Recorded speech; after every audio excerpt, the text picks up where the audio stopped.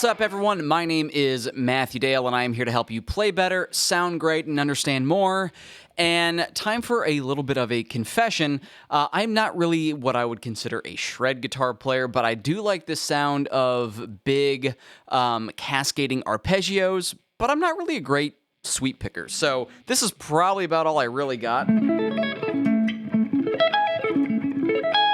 Something kind of like that, and it's not super clean, and I'm sure you guys out there are probably better at sweeping, but I am a pretty decent fingerstyle player, if I don't mind saying so myself. So what I've done, and what I've done sort of in my playing, is how to get some pretty big sounding arpeggios with some nice chord extensions into my playing.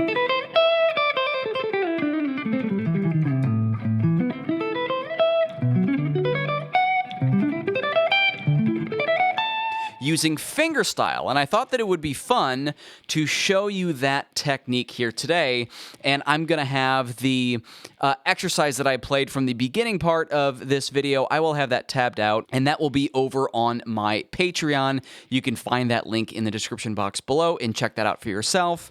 But even more important than tabs, and really listen to me here, even more important than the tabs of this exercise is the theoretical construction of these arpeggios, how I'm facilitating not just, how my hand and my fingers are going to work, but actually finding unique and creative ways by use of, you guessed it, music theory. So if you really want to up your music theory game, then please download my 100% free guide, my Essential Music Theory cheat sheet. You can find that available to you, again, for free at matthewdale.com/theory, or you can find it linked in the description box below. So what is going on with these first arpeggios that I was playing? I'm going to start in G with this one down here, and where a lot of where your kind of your typical sweeped triad might be, we've got our first degree G, B, D, G, and then B again, and then D again, G again, and then B.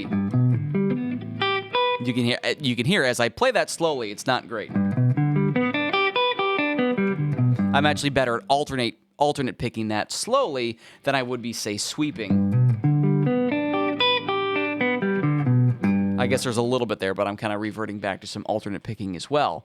But I'm not really doing that in this arpeggio, nor am I playing those notes. So what I wanted to try to do when I was, playing around, one day and trying to get some more arpeggio type things into my playing is look at something more akin to classical arpeggios.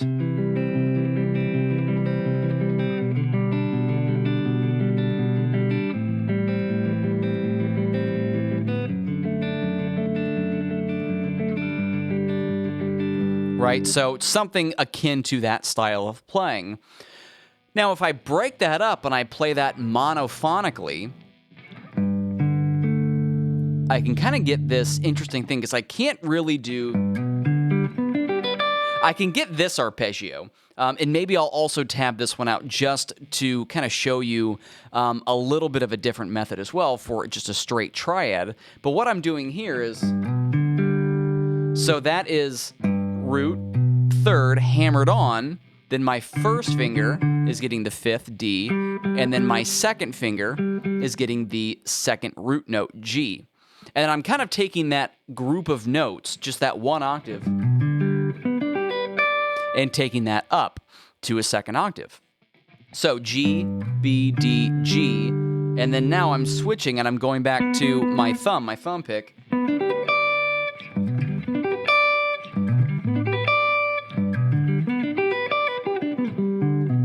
And then I can also go down as well. That's also not what I'm playing in the intro, though. I'm playing this, which to my ears actually sounds a lot cooler. So what's going on? I'm still taking this group of my fingers, and the grouping here would be thumb, first finger, second finger, third finger. So that's that group, just like I would.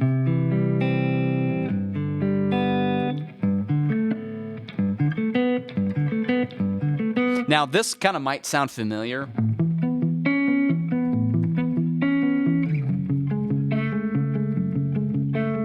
right? So the police, every breath you take. I'm kind of, adopting that from this. And I'm playing these add 9 chords. So an add 9 chord is a triad with the added 9th note. What's the 9th note on G? Well, we can count up 9 notes. 1, 2, 3, 4, 5, 6, 7, 8, 9. And that's an A note. Anytime we see a number that is on a chord symbol, it's going to be the number from the major scale or altered from the major scale. So here's another example. I'm kind of getting into theory. I'll get back to the arpeggio, I promise. But if we had something like our Jimi Hendrix chord in E7 sharp 9, okay, so what's sharp 9? Well, you got to first ask yourself, what is 9 of the major scale? 1, 2, 3, 4, 5, 6, 7, 8, 9. And then put an E7 below that 9. Sharp 9. I raise the 9 up a half step. That's how chord symbols work.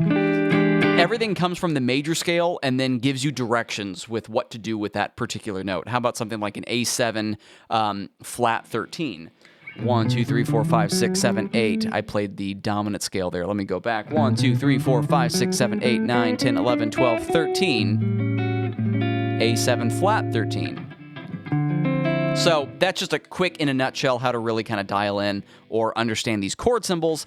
Let's go back to the arpeggio. So root, 5th, 9th, 3rd. There's our add 9 arpeggio.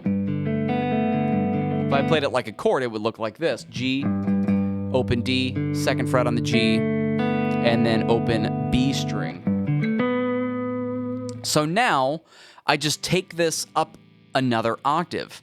And this is a really good trick for expanding an already good sounding arpeggio and expanding to make this really wide scope arpeggio or even just a wide scope lick. So I'm doing this, and then I go up. So root 5, 9, 3, 5, root 9, 3, and then I end on the 5th. So there is our big arpeggio here. Now, I'm going to give you the tabs of this here, or I'm going to give you where I'm playing. I'm playing on the 3rd fret of the low E, 5th fret of the A, 7th fret of the D string, and then my first finger goes to the 4th fret of the B string. That's the first motion to get down. And then adding the next motion. And then sometimes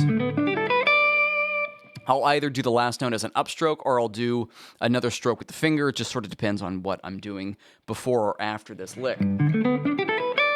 So 3rd fret, E string, 5th fret A, 7th fret D, and then 4th fret. Now I'm resetting. So my hand here goes to the thumb.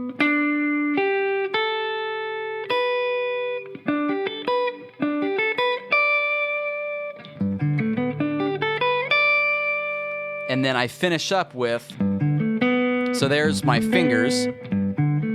Now, thumb, first finger, second finger, and I think I do thumb, first, second, first, if I remember. Oh no, I go back to the thumb again. So, the only time I'm actually using it would be classically called A. It's the ring finger. We call this, P is thumb, index, middle, I, M, and then A for whatever particular reason. I don't remember. It's besides the point. And then there's my upstroke as I'm kind of watching myself on the screen here. So, once again, hitting the point home here. Thumb, first, second, third. Thumb, first, second, thumb. Upstroke with the thumb pick. Or I could even do a stroke with my first finger as well, like I did there. Just kind of depending on what feels comfortable to you. Now, that's the construction of how I am playing the arpeggio. The musical construction is root 5 9 3 5 root 9 3 5. That's a major 9 arpeggio.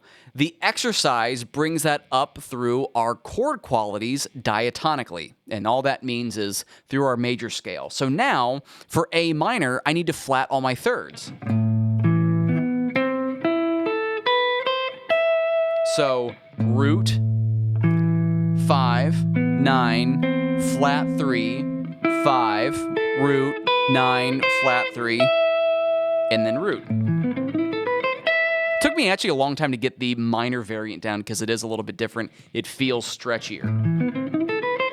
You can follow along on the tabs for this. Now, the next chord is a little bit weird. I kind of cheat a little bit because our B in this key, G major, our B minor chord, our 3 chord, doesn't actually have a natural 9. It would have a flat 9, but I'm just sort of fudging it because I really wouldn't play this chord with a flat 9. I would still play this with a C sharp.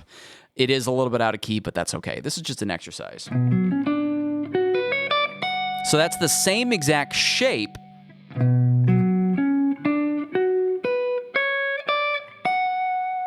as our A minor, just from the root note B minor. Make sure I get that flat third in there. Now, we already played our major shape on G. I'm just going to apply that to C. Play it a little bit cleaner.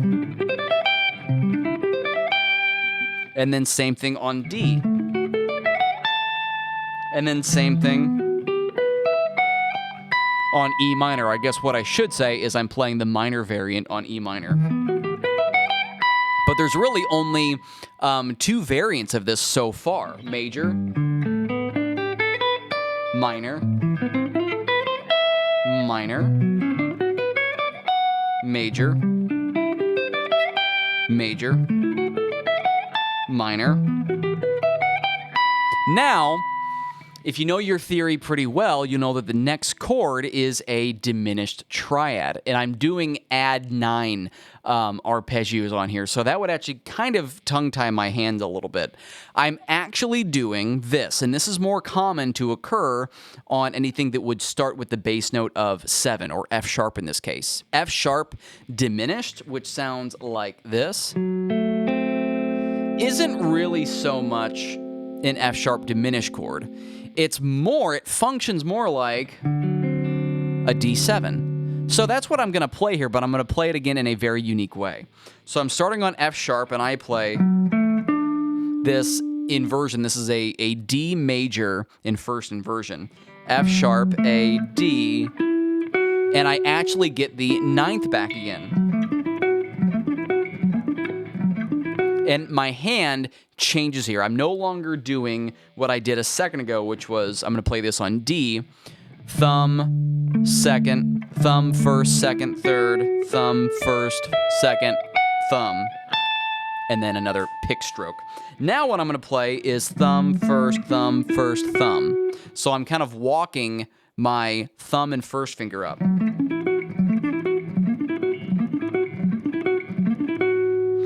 This is the trick part. I'm skipping the G string. Now, all you sweepers out there are going to be like, what? You're not supposed to skip strings. Well, playing with fingers, you can. So what I'm doing here is I'm going from the 14th fret on the E string, F sharp, A, D, all the way up on the 17th fret, and then 14, 16. I'm skipping up, so I have a 6th in this arpeggio. And I go from the D on the 15th, I grab that with my first finger.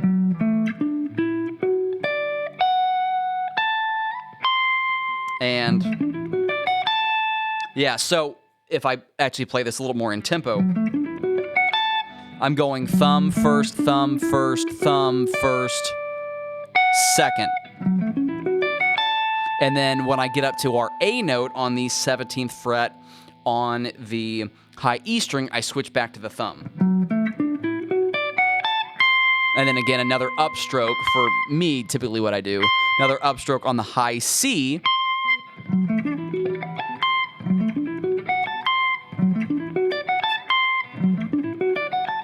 Once you get used to that string skip, it's really not so bad because you're separating what you're doing on your fingers. Thumb first, thumb first, thumb first. Hybrid pickers and country pickers will feel that as a pretty comfortable thing to do. And then now, completely new arpeggio, different system. This sort of thing, which is really kind of a fun arpeggio, and it fits really well under the fingers, I think. So I'm doing thumb first, second, thumb. First, thumb, first, second, thumb. No, first finger, sorry.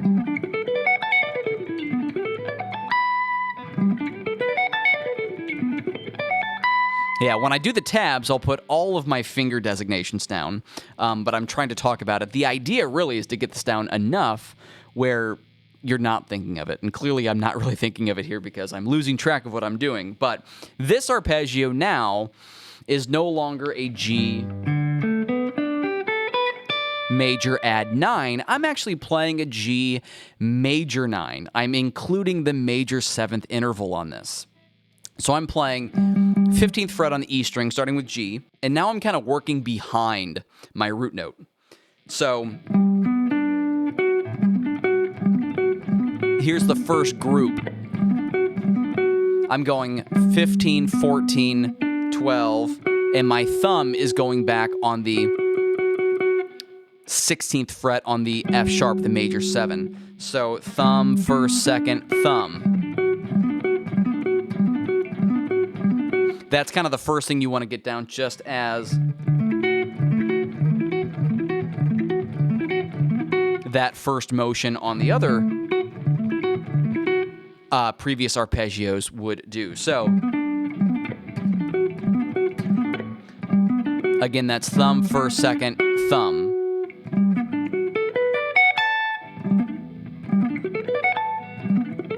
Now on the second part, I reset.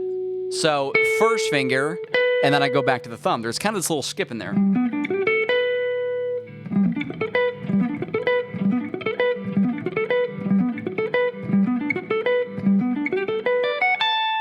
And then when I get to that, again, reset thumb on the G string. Thumb, first, second, thumb, first, thumb. I go back, thumb, first, second. And then I get up to this high note, this high A note, on the thumb. I'm plucking that with the thumb again.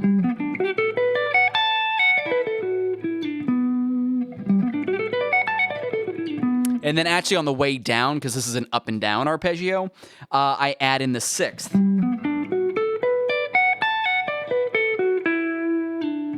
And I slide down. I don't go all the way back down to the G. I stop at the B, and then I play the same arpeggio up, starting from B, and